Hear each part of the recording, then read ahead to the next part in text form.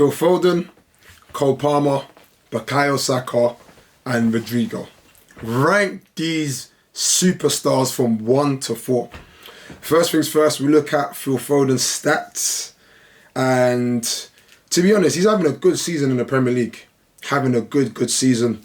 We know that 2 seasons ago he won Premier League Player of the Year, and last season he didn't have the best of seasons and had a drop off in terms of performances and GA. But this season, I like to think that he's replicating a bit of that sort of form and that quality that we saw 2 seasons ago when he was Premier League Player of the Year. Look at his stats: 30 games, 10 goals and 4 assists. So pretty much 1 in every 2 games, nearly 1 in every 2 games, he's having GA, whether that's a goal or an assist. So to be fair, if we're talking about all competitions for Man City, there's still, 20 games to go, if that. We're right now in terms of, at this moment of the season, we're coming into the business end of the season. So it'll be interesting to see what he ends up with in terms of goals and assists. Won't surprise me, he ends up with 15 goals plus assists. He could potentially break into that double digits barrier as well. He's currently got 4, so I back him to probably get 15 goals, 10 assists for the rest of the season, but we'll see.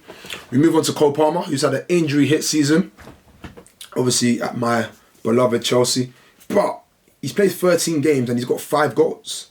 So, he's still got nearly 1 in every 2 GA. So we all know Palmer's undoubted quality and what he brings to the Chelsea team.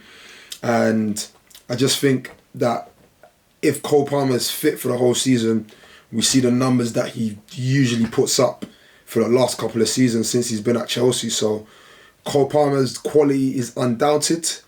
And yeah, how many goals does he end up this season? That's what's going to be the interesting intake. He's got 5 and 13. Realistically, he should end up on 10 plus, maybe 15, who knows. So second half of the season, we're backing Cole Palmer to really have a strong end. We move on to Bukayo Saka. Bukayo Saka, I think, for his sort of numbers and the trajectory he showed, especially in the last couple of years, he's having a quieter season in terms of GA. He's got 30 games, 7 goals, 7 assists. So to be fair, it's still like Foden, 1 in every 2 games, nearly 1 in every 2 games, he's still giving you GA. So it's an interesting one with Saka.